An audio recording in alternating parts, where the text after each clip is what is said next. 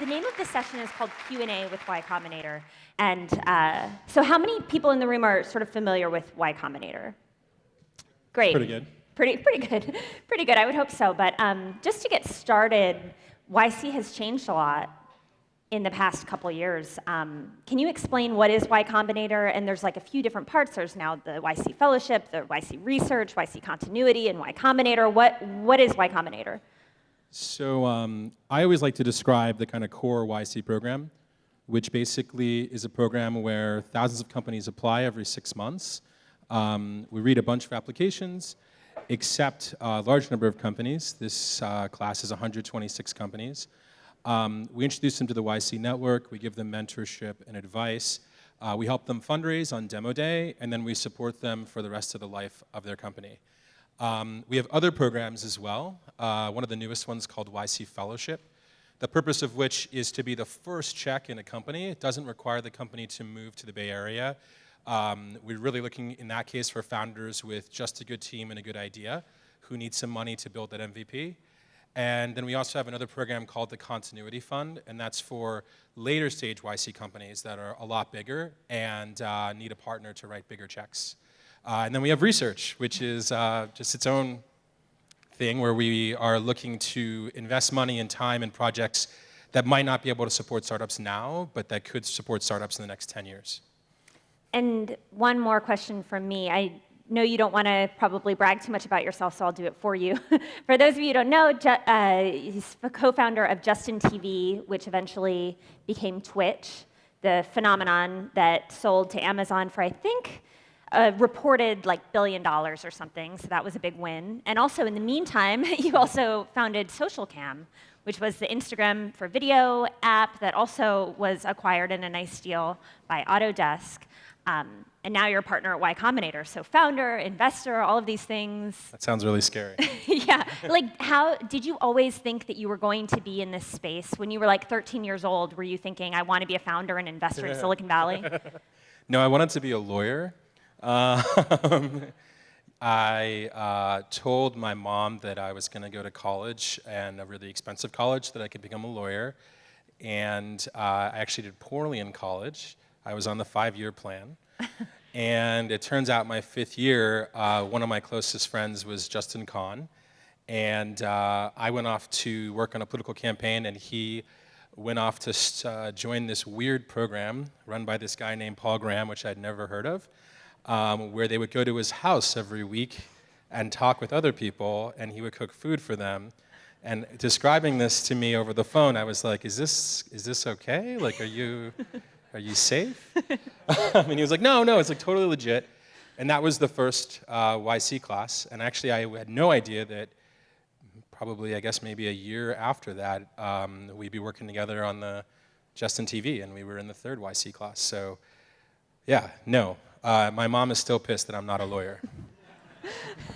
Maybe one day you'll go back. I'm trying really hard. And so if you have any questions about Y Combinator or startups, founding things, I guess what do they do, raise their hands? Or Yeah, come over to the... Come up to the mic. Yeah.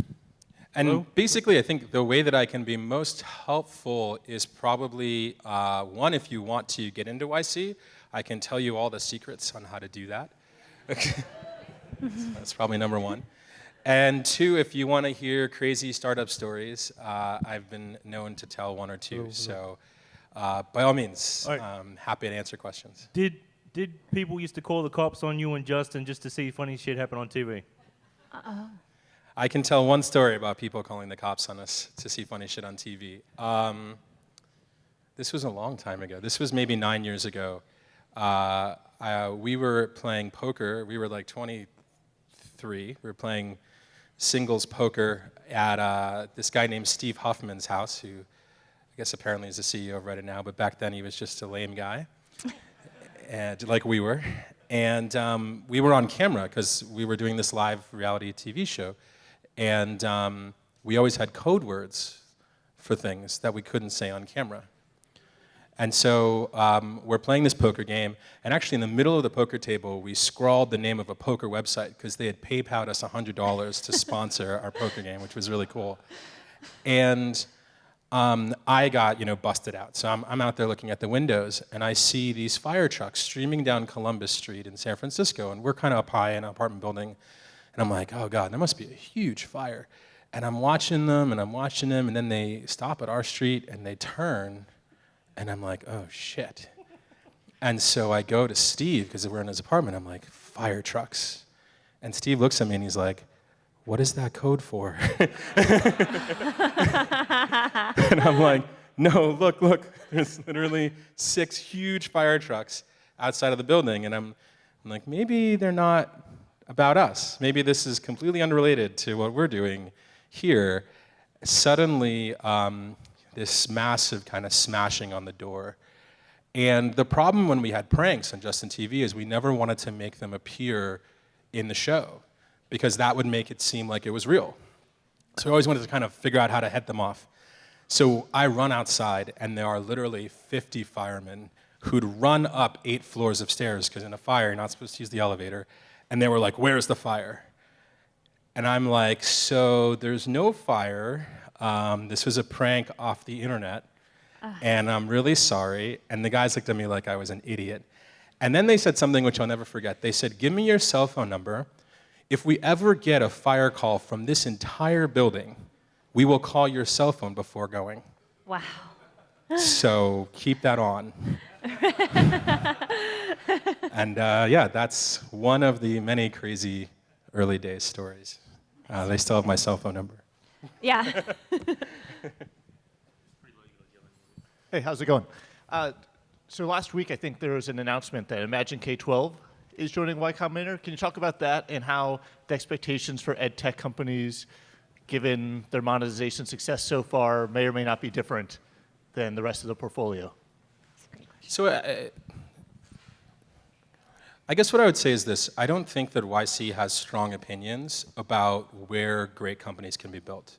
I think what we want to do is we want to support the best and smartest founders and see what can happen. Nobody thought that airbeds on the floor could create $1 billion company until it did. So with the ed tech companies, I don't think we take any preconceived notion of how successful they can be. I think if we see passionate founders creating ed tech companies, we want to bring them on and we want to support them. And hopefully they will be changing the entire landscape of the companies in that space. But yeah, it's not like we look at a sector and say, oh, that's a crappy area. YC invested, there's a satellite company in this batch. I don't know what the satellite area is looking like nowadays, but we invest. Cool, thanks. You mentioned Airbnb, and you actually were sort of the person who encouraged them to apply to Y Combinator, right? You and Justin, they had sort of reached out to you, you had met up. What made you encourage them? What was it about them that you could tell they'd be good founders? It's funny because I think I've gotten a lot of credit for this, which is really funny. The reason why I introduced them to YC was because they were dying and they needed help. And as a former YC founder, I thought the best people to help them would be YC. But it wasn't because in my mind's eye I saw this $25 billion company. What I loved about them, though, was that they were extremely persistent about improving their product, and they would always come back to ask for advice and make changes. Some companies, when they talk to you, they give this impression like they can't do anything until you do something. With Airbnb, it was the exact opposite. Every time they came back to me with more and more and more and more, and so every time I was inspired to help them more and more and more. And I didn't know what I was doing, man. I was probably 25, so it wasn't like I was, anything, but I could share at least a little bit that I knew. So, yeah, they ended up doing pretty well. Yeah. Yeah, it's a good company. Hey there. For the applications for the YC, what specific things do you look for in not only the company, but also the founders? That is a great question. Okay, write this down. And by the way, there are a number of us who read applications. We all do it a little differently. So I'll tell you kind of how I read an application. So first, the video is extremely important. I think of the video as the soundtrack of the application. I don't actually spend a lot of time watching it, but as I'm reading, I'm listening. And the videos that don't work are videos where the founders spend most of the time introducing themselves and explaining their credentials. YC doesn't give a crap about credentials. The videos that do work are the ones that spend time talking about what they're building and why they think it's cool. So you have a minute. If you spend 50 of those seconds talking about what you're building and why you think it's cool, that's infinitely better than spending that time talking about an award you won or this cool thing that you did. And that's important. In the written portion of the application, I am trying to extract out 3 main things. Team, market, and traction. Team. I'm looking for, and by the way, all of these rules are kind of what I figure are like the 75% rules. Like, good companies that don't have these things often get into YC, but this is kind of like the base of what I'm looking for. So typically teams of 2 to 4 people, typically teams that have strong tech talent on the founding team, splitting equity equally or close to equally, have known each other for 6 months, but hopefully longer, have all quit their jobs and working on the startup full time. That's kind of, and have all of the ability to come to YC at least for those 3 months. For market, just some ability to communicate that the problem that they're solving is a problem that can build a billion-dollar company. So either, sometimes it's super simple. We had a company that was doing small banking called Seed. Well, US small business banking is a $300 billion market. Check the box. Others are more complicated, but just some ability to communicate that if this was big, it could be a billion-dollar company. And then traction. The way I like to describe traction is a ratio between the amount of work you've done versus the amount of time you've been doing your startup. So I want to be impressed by that ratio. That means that you can get into YC if you've been around for 2 years. You can be into YC if you've been around for 2 weeks. But can you convince the reader that in that period of time, you've done what would seem impossible? Those are the things. And what most people don't, I feel like it's unfortunate because oftentimes we talk about the application rate or the success rate of applying versus getting into YC. You shouldn't equate it to a college application rate. The number of applications we get is great, but the quality is all over the map. So I would say it's probably easier to get into YC than you think. And also at the point where you get an interview in YC, those companies, anywhere between 25 and 30% will get in. So don't be intimidated by the fact that thousands of companies apply at all. Thank you very much. Cool. Any questions in this line for Colleen? Come on. It's okay. I don't have many answers. You got to jump in that line. Yeah. Hi, so you talked about how you help startups build MVP. So what is the bare minimum do you want startups to have in order for you to work with them? So that really speaks to that traction piece that I said. I mean, there is no bare minimum. I mean, we've funded people who haven't written a single line of code. We've funded people that already have paid customers who've already raised Series A. It goes back to how much time versus what you've done. And of course, that is industry specific, right? So with a satellite company, you can impress us with how much time you've done over the course of a year without having 100 satellites in the air, right? With a social company, you can impress us with launching quickly and moving quickly. But it comes back down to, in your category, what have you done in the amount of time that you have spent working on your startup? And every day you should ask yourself, am I making that ratio better or worse? And if you're making it worse, then you should do other things. Now, you mentioned having teams that have strong technical co-founders, but you yourself were a non-technical co-founder of Twitch. I'm an idiot. Right. Well, you surrounded yourself with some technical people. What's your advice to non-technical co-founders? How can they add value? What should they be doing? So I was really, really lucky. With my first company, I was the business guy, and I had 3 equal tech founders. And then with my second company, I was the business guy, and I had 2 equal tech founders. So how did I find my technical co-founders? Well, first, they found me. So with Justin TV, Justin recruited me. In fact, I thought the idea was crazy. An online reality TV show is they say there are no bad ideas, but that was clearly a bad idea. And so that's one thing that I think is important is when you're in a situation where you get to be around a lot of technical people, be around them. Way too often I meet founders who think that the business people are the people that are important to network with. We suck. We're not important to network with. business people, investors, all those people, they wake up every day trying to find good companies. You don't have to network to us. The people who are really important to network with are your potential co-founders. And if you're a business person, not a technical person, you should be trying to become friends with people who are technical. The second way I found my co-founders were as I worked with them. So with SocialCam, my co-founders were folks who were also working at Justin TV. So typically the advice I give is go through everyone you know who's technical, make a list of all the people you think are really smart, and by technical I mean write code every day. And then make each one of those people say no. Try to convince them to be your co-founder and make them each say no. Ignore whether they have a fancy job at Google or all that other craziness. You have no idea what's going on in their life. You have no idea whether they've just been waiting for someone to poach them. So you got to make them say no. If that doesn't work, the second best advice I give is go work at a startup and make that network. Startups are 7 to 10 years. I started at 23, and I guess SocialCam sold at 30 and Twitch sold at 32. So it was my whole 20s. If it takes an extra year to get started in the scheme of things, but you start with a better team, that's far better, in my opinion. So. Hey, Michael. I'm from Australia, and I'm a sole founder. And so my question is that possible for us, like overseas companies to get enrolled to Y Combinator? So 20%, typically 20% of YC companies at any given time are international. So we accept companies from all over the world. We prefer that they're incorporated here in Delaware, but that's pretty typical for most companies in the world. And in terms of solo founders, it's hard to be a solo founder, but YC accepts solo founders all the time.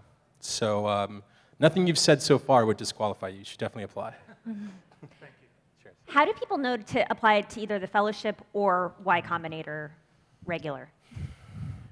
I don't know. I think I should tell them, because I'm not sure that we do that very well.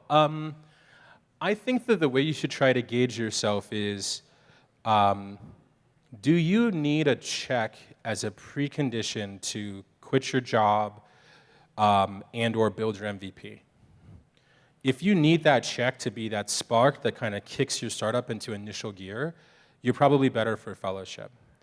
If you are, let's say, 6 months away from trying to raise that first angel round, and let's define that angel round, anything above $500,000.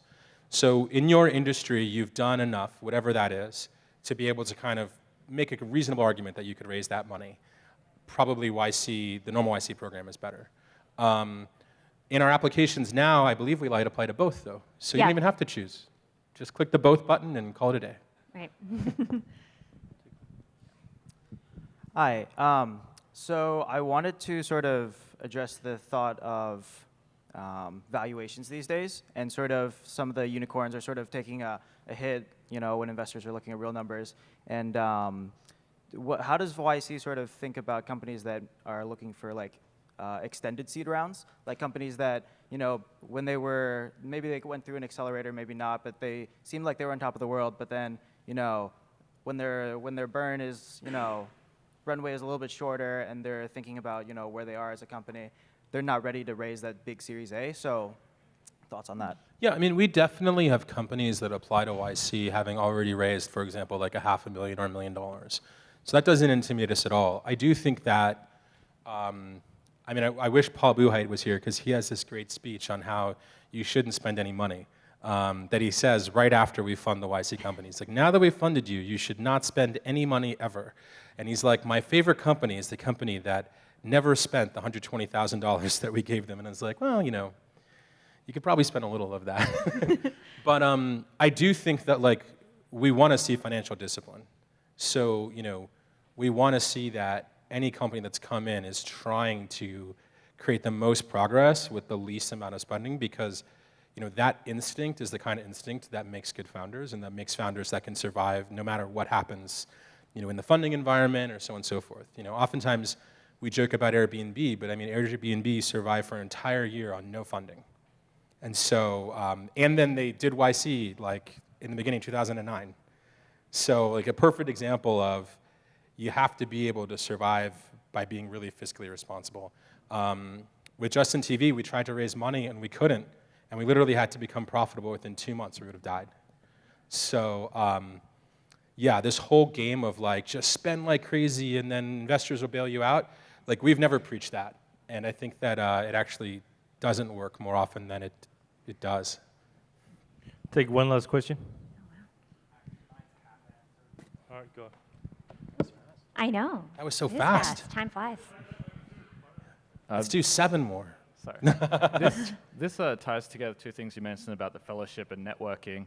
So you have this whole like batch of like really great companies that apply, and the ones you reject are still probably good companies. Have you ever thought about, having like a pre-YC, you weren't quite good enough, but you That is fellowship. So in fact, this batch of fellowship, for the companies that didn't get into YC, those were the companies that we looked at, among other things, for fellowship.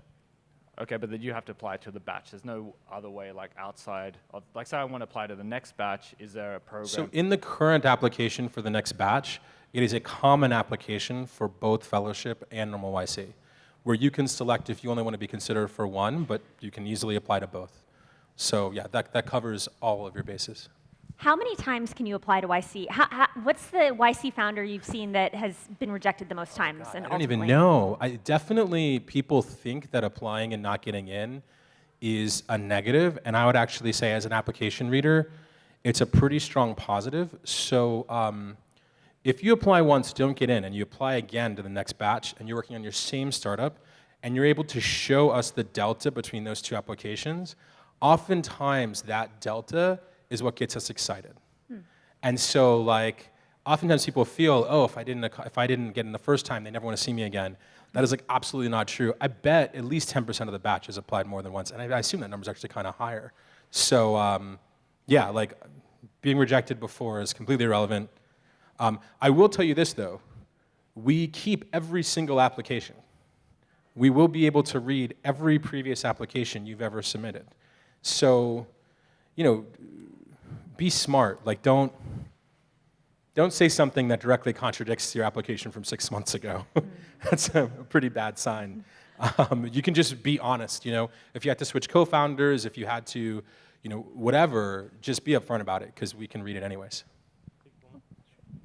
So you mentioned about traction, and you also mentioned that Airbnb, when they got in, they were almost dying. So do you think early Airbnb, if they applied today, they would get into Y Combinator?